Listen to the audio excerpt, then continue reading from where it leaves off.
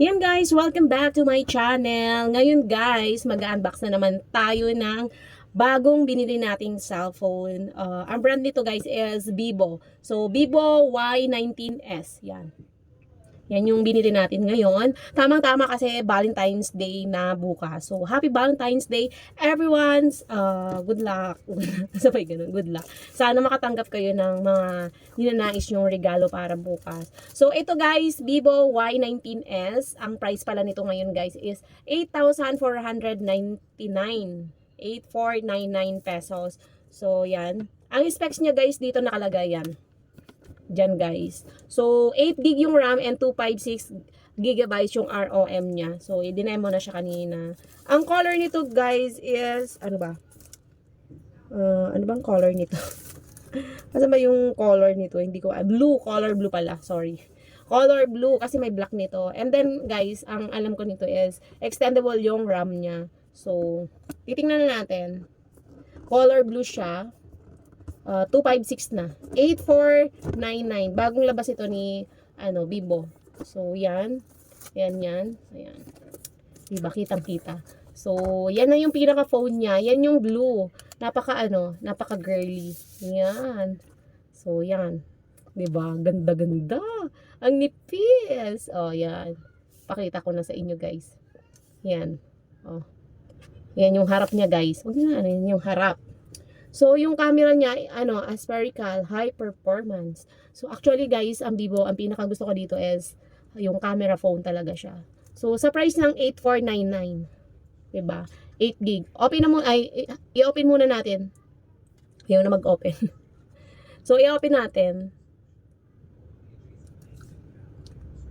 Ayaw niya mag-open. Hindi lang napindot. So, yan, nag-open na. Habang ino-open natin to guys, titingnan natin yung nasa box niya. So, yan yung pinaka-box niya. Yan. So, eto, may free siyang jelly case. As usual, may free jelly case. And then, ito yung, guide. And then, ito yung warranty card. So, ang kasama lang dito sa box guys is itong adapter. Adapter niya. Yan. And then, kanyang cord. Yung injection pin is nandito na guys. Nandito. Yan. Nandito na sa box. So, yan lang yung pinaka niya, pinaka free niya. Yan. Natin. Ibalik na natin. So, pag-usapan na muna natin. Ito, yun. Naka-open na siya guys.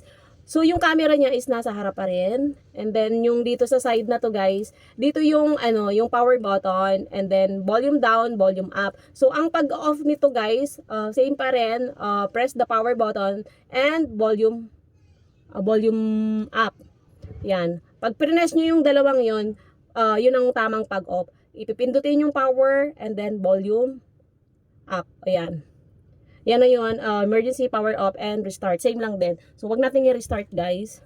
So, yan, may speaker na din dito. And then, sa left side niya is yung lagayan ng SIM card. Tapos, yung niya, yung kapal niya, yung thickness niya guys is manipis lang talaga. And then, dito sa baba, yung Type-C na yung charger niya, syempre. Tapos may speakerphone, another speaker. May speaker na sa taas, may speaker pa dito. Kaya sobrang lakas niya, guys. And then yung ito yung bilog. Pwede pa siya, yung jack niya is, pwede pa sa headphone na nakaganon. So, yan. Yung pinaka-physical niya, guys. And then sobrang talaga niya, yung color niya, yung blue, parang light blue. Tapos may design. Ayan, nakikita mo yan. Ayan, yung parang mountain. Ayun. So, yun guys, tingnan natin ang kanyang pinaka home screen, yan. So, nakikita nyo may Google Play Store, yan. So, may dyan, may tawag dito, naka-install ng TikTok, yan, TikTok, wait lang, napindot, TikTok may view, ayan. Lazada, sa mahilig mag-shopping, Lazada, Shopee, Truecaller, yan. So, tingnan natin guys sa settings. Sa settings kasi, makikita natin yung about phone. So, yan. Sa settings natin makikita yan guys. Para i-check natin kung tama yung specs niya sa box and then versus dito sa phone. So, octa-core processor niya. Yung RAM niya guys, yun yung sinasabi ko. 8 plus 8 na siya. So, 16 GB yung RAM niya and 256 ang ROM na niya. Kasi makikita nyo dito guys, yan. Extendable po siya. Oh, extendable po. Yung ano niya, yung RAM niya. So, ang kalalabasan nito ay 16 nga. So, sa halagang 8,499, may 16 gig ka ng RAM and 256 na siya. So, sobrang taas na nun guys sa price, ay sa yung storage niya versus dun sa kung worth it ba yung 8,499 nyo. So, para sa akin, it's worth it. Ito yung budget phone din. Budget phone na medyo mataas. Maliban sa camera, ako talaga is very fan ako ng Vivo phone. So, kung ako bumibili po is Vivo. And then yung nire-record ko ngayon, yung nag-film ako, I use Vivo phone. So, yan. Pero remote. Ang ganda kasi actually. So, yun guys, Android version 14 na rin siya. So, FunTouch OS na siya. Yan. SIM card. Ang SIM card, ano pala ito, is dual SIM. Usually talaga, dual SIM naman talaga sila. So, yan guys. Yun lang. Yun lang may pag-aanoin ko sa inyo. So, ang camera nito guys is, wait lang. Asan ba yun? Yung camera niya. Titingnan natin sa box. Kung ilang mega, ay dito pala. High performance lang nakalagay. So, wait lang guys at titingnan natin. So, yan nga guys, nakita ko na yung specs ng camera niya. So, ang camera po niya is 50 megapixel po siya. AI night camera na siya and AI photo enhanced na. And then yung battery nito guys is 5,500 milliamperes lang. So, plus 15 watts na fast charging na siya. So, I'm not sure what is the 15 watts. Kasi usually is ang standard kasi natin is 18 watts yung mga lumabas na and then may 40 something and then may 70 something ata yun. So ito plus 15, so parang 18 plus, pero i-verify din natin para hindi tayo magkamali.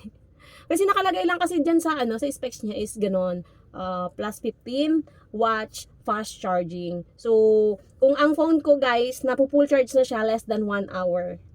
Ganun po mag-charge ang Vivo phone. So, very, tawag doon, mabilis. Very fast. Kaya nga, fast charging. Charot lang. So, yun lang guys. Tamang-tama to talaga. Pang regalo ngayong Valentine's Day sa ating mga minamahal sa buhay. Sa ating pamilya, ganyan. So, hurry up habang naka-discount pa. Baka mag-markdown din ito. Or mag-sales pa. Depende sa bibilan po natin.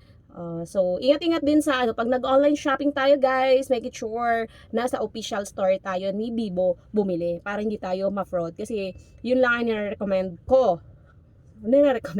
According to my experience guys, alam nyo naman ako bumibili ako ng mga phone kapag tinatamad akong bumili sa labas or sa mall. So, yun lang guys. Ang pa nito guys, don't forget, hindi ko na kasi ito minsan nababanggit, sa dami na ng na-unbox kong cellphone, na ang phone po natin may 7 days replacement. Pupunta po tayo muna sa service center. Pag halimbawa, kabibili lang natin and then na-find out natin may defect, punta agad kay service center. And, may mga service center, i-search nyo lang guys kung saan ang pinakamalapit na service center ng Vivo. Usually sa akin kasi dito lang sa may SM North EDSA ako napunta. Pero bihirang-bihira talaga magkaroon ng defect ang Vivo. Ako, for my experience, may X60 ko, nasira ko. Actually, ako nakasira ng LCD.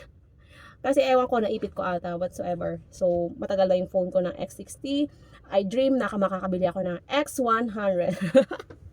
So, yun lang guys. Thank you for watching. Don't forget to follow, like, and subscribe sa aking mga social media account. Kung nagustuhan mo aking video, leave your comment, and then thumbs up and subscribe.